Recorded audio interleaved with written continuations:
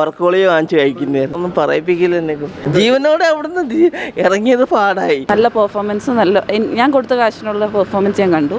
ഞാൻ actually movie കാണാൻ വരുന്ന മുമ്പ് അങ്ങനെ റിസർച്ചൊന്നും ചെയ്യാറില്ല.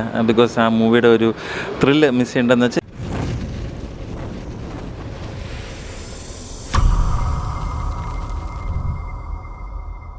സോറി,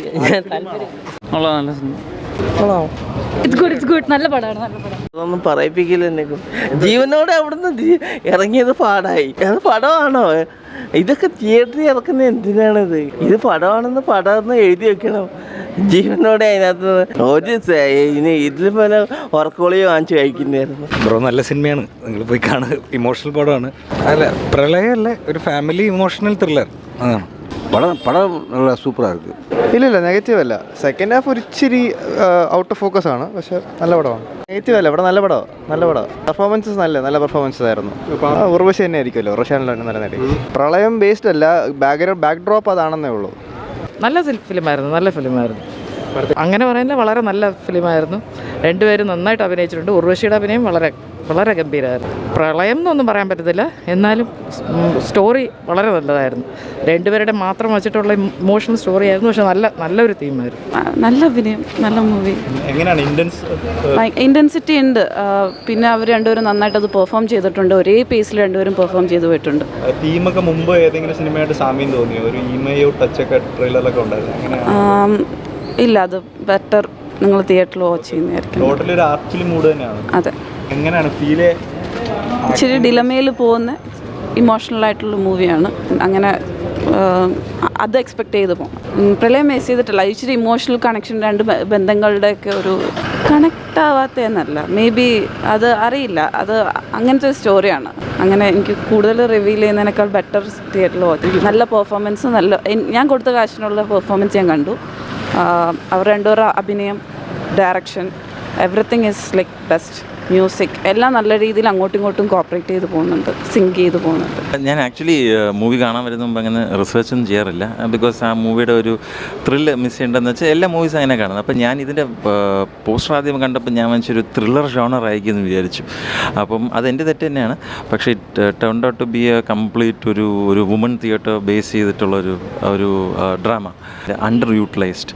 അപ്പം എന്തുകൊണ്ടാണ് മലയാളികൾ കൂടുതൽ ഊർവശി എന്ന് പറയുന്ന ഒരു ആക്ടർ, ഞാൻ ഭയങ്കര ഒരു ഊർവശി ഫാനാണ്. ഇപ്പോഴും തോന്നുന്നു she is A very under rated actor. ഒരു മഹാനടി തന്നെയാണ് അവർ കൂടുതൽ യൂട്ടിലൈസ് ചെയ്യണമെന്ന് വിശ്വസിക്കുന്നൊരു വ്യക്തിയാണ്. ഈ മൂവി എന്ന് ഞാൻ പറഞ്ഞ പോലെ ഒരു പക്ക ഡ്രാമയാണ്. വുമൺ തിയേറ്റർ സെൻട്രിക് ഒരു ഡ്രാമ തന്നെയാണ്. സ്ലോ പേസ്ഡാണ്. ഈവൻ ദോ 2 hours ഉള്ളെങ്കിൽ ഞാൻ കണ്ടുകൊണ്ടിരുന്നപ്പോൾ ഞാൻ വിചാരിച്ചു ഒരുപാട് സീൻസ് റെപ്പറ്റീറ്റീവായിട്ട് തോന്നിയോ എന്നൊരു സംശയം. മേ ബി അത് ഡയറക്ടറിൻ്റെ ഒരു ഇതാണ്. പക്ഷേ എന്നാലും എനിക്ക് തോന്നുന്നൊരു 15 to 20 minutes എനിക്ക് തോന്നുന്നു കട്ട് ഷോട്ട് ചെയ്തിട്ടുണ്ടായിരുന്നെങ്കിൽ മൂവിക്ക് ഇച്ചിരി കൂടെ ഇമ്പാക്റ്റ് ഉണ്ടാവുമെന്ന് തോന്നുന്നു.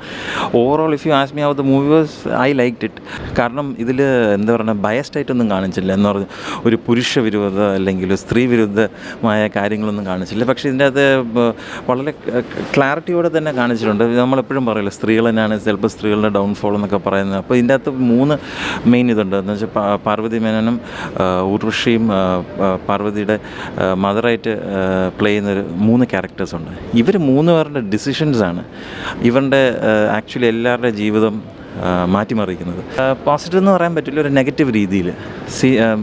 മൂവിയുടെ കംപ്ലീറ്റ് ടോൺ തന്നെ ഭയങ്കര കോൾഡാണ്.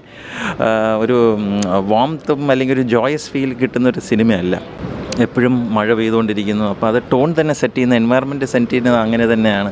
വളരെ കോൾഡ്, ക്യാരക്ടേഴ്സ് വളരെ കോൾഡ്.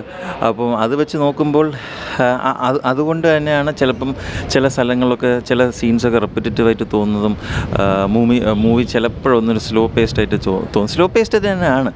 പിന്നെ എനിക്ക് പറ്റിയെന്ന് വെച്ചാൽ ഞാൻ കംപ്ലീറ്റ്ലി ഡിഫറെൻ്റ് ഒരു ജോണർ എക്സ്പെക്റ്റ് ചെയ്ത് വന്നു. ആൻഡ് എനിക്ക് കിട്ടിയത് കംപ്ലീറ്റ്ലി ഡിഫറെൻ്റ് ഒരു എക്സ്പീരിയൻസാണ്. നോർമലി പാർവതി വളരെ ക്യാരക്ടേഴ്സൊക്കെ ചൂസ് ചെയ്ത് വളരെ നല്ലപോലെ ഏത് റോൾ പാർവതി പാർവതി ചെയ്താലും she does A good job. പക്ഷേ എനിക്ക് ഇതിൻ്റെ അകത്ത് എന്തോ പാർവതി ഒരു ചെറിയൊരു മിസ്കാസ്റ്റായി പോയോ എന്നൊരു സംശയം. കാരണം ഉർവശി വാസ് സൂപ്പർ ബ്രില്യൻ. ഉർവശിയുടെ ഇതിൽ ആ ഒരു അമ്മയുടെ കഥാപാത്രം ചെയ്തതിൽ ഷി വാസ് റിയലി ഗുഡ്.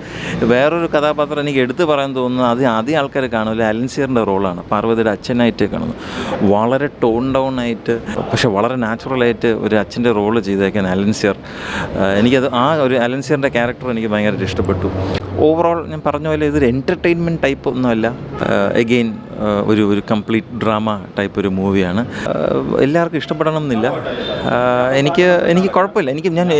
ഞാൻ പറഞ്ഞ പോലെ ഞാൻ എക്സ്പെക്റ്റ് ചെയ്ത സംതിങ്, എനിക്ക് കിട്ടിയത് സംതിങ് എൽസ്. അപ്പോൾ അതിൽ നിന്നുള്ള ഒരു ചെറിയൊരു ഇത് മാത്രമേ ഉള്ളൂ. But it's pretty quite well made. Technically വളരെ കറക്റ്റാണ്, well made and watchable definitely.